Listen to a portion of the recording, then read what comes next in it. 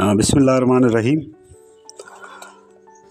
अगर मिजाजी अदब के मौजूदा दौर को हम किसी नाम से मंसूब कर सकते हैं तो वो यूसुफ़ी ही का नाम है। ये अल्फाज हैं मशहूर मिज़ा निगार इब्न इंशा के मुश्ताक अहमद यूसुफ़ी साहब के बारे में। उनकी एक मारकतुल आरा किताब है जिसका नाम है आबे गुम। उनके इब्तिदा के अंदर वो तहरीर फरमाते हैं कि मैं एक बैनुल अक़वामी मालियाती इदारे की ज़ेर सरपरस्ती 11 साल लंदन में गुजारने के बाद वतन को मराजियत की तैयारी कर रहा हूँ। इनका गिला और ख़दशा सही साबित हुआ।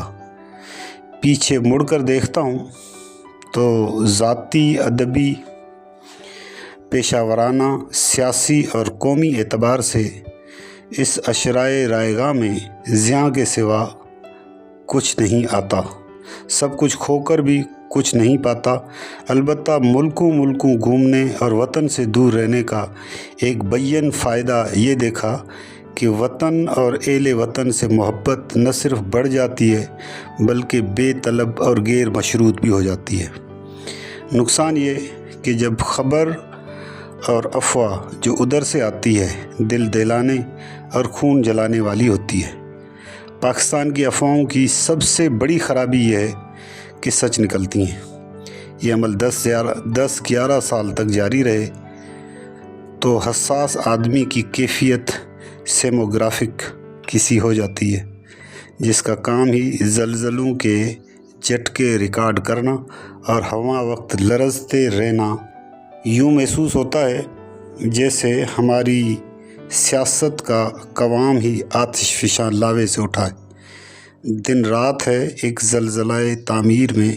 मेरी लीडर खुदगर्ज़, उलमा मसलहत भी, अवाम खौफज़दा और राज़ी बरज़ा हाकिम, दानिश्वर खुशामदी और इदारे खोखले हो जाएं। रहे हम जैसे लोग जो तिजारत से वाबस्ता हैं तो कामिल इस फ़िरक़ाए तुज्जार से निकला न कोई। तो जमहूरियत आहिस्ता आहिस्ता आमिरियत को राह देती चली जाती है। फिर कुल ताले आज़मा आमिर मुल्क को गज़बनाक निगाहों से देखने लगता है। तीसरी दुनिया के किसी भी मुल्क के हालात पर नज़र डालिए, डिक्टेटर खुद नहीं आता, लाया और बुलाया जाता है। तीसरी दुनिया के किसी भी मुल्क के हालात में वो जब आ जाता है तो क़यामत उसके हम रकाब आती है। फिर रिवायती ऊँट की तरह बद्दुओं को खीमे से निकाल कर बाहर निकाले जाने के बाद खिसियाने बद्दू एक दूसरे का मुंह नोचने लगते हैं। फिर एक नायाब बल्कि अनका शय की जुस्तजू में निकल खड़े होते हैं। मतलब ये कि अपने से ज़्यादा गब्बी और ताबेदार ऊँट तलाश करके उसे दावत देने के मंसूबे बनाने लगते हैं ताकि उसकी पीठ पर बैठकर अपने खीमे में रह सकें और आकाए साबिकुल इनाम यानी पिछले ऊँट पर तबर्रा बेच सकें। यह हकीकत है कि डिक्टेटर से ज़्यादा मुखलिस और कोई नहीं हो सकता, इस माना में कि वो खुलूस दिल से समझता है कि मुल्क व मिल्लत से जिस तरह टूट कर वो मोहब्बत करता है और जैसी और जितनी खिदमत वो तने तना कर सकता है वो पूरी कौम के बुते का काम नहीं। वो सचमुच महसूस करता है कि इसके जिगर में सारे जहां का दर्द ही नहीं दरामा भी है। नीज़ इसकी ज़ात वाहिद खुलासा कायनात और बिला शरकत गेरे सरचश्मा हिदायत है। लिहाजा इसका हर फरमान बमंज़िला सहीफ़ा समावी है। आते हैं गैब से ये फरामी ख़याल में। इसमें कोई शक नहीं कि उसके पास इन मसाइल और फ़र्ज़ी कज़ियों का निहायत इत्मीनान बख्श हल होता है जो वो ख़ुद अपनी जूदत तबाह से खड़े करता है। ये कहना गलत ना होगा कि अखबारी मुअम्मे बनाने वालों की तरह पहले वो बहुत से हल इकट्ठे कर लेता है और फिर अपने ज़हनी मुहम्मा साज की मदद से उनसे आड़े तिरछे मसाइल गढ़ता चला जाता है। राय की कतईयत और इक़्तिदार की मुतलक़ल अनानियत का लाज़मी शाख़साना ये कि वो बंदगाने खुदा से इस तरह खिताब करता है जैसे वो सब पत्थर के अहद के वेशी हों اور انہیں ظلمت سے نکال کر اپنے دورے ناخدائی میں لانے اور بنمانس سے آدمی اور آدمی سے انسان بنانے پر مامور من اللہ ہے۔ وہ ہمہ وقت اپنی شیشہ پلائی ہوئی دیوار سے خطاب کرتا رہتا ہے، مگر قد آمد حروف میں اس پر لکھا ہوا نوشتہ اسے نظر نہیں آتا۔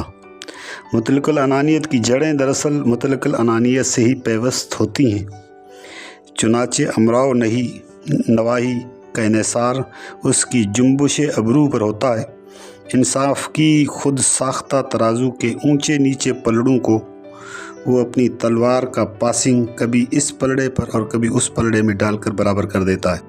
ہر کے آمد عدالت نو ساخت، ایسی سرکار دولت مدار کو ما بدولت مدار کہنا زیادہ مناسب ہوگا۔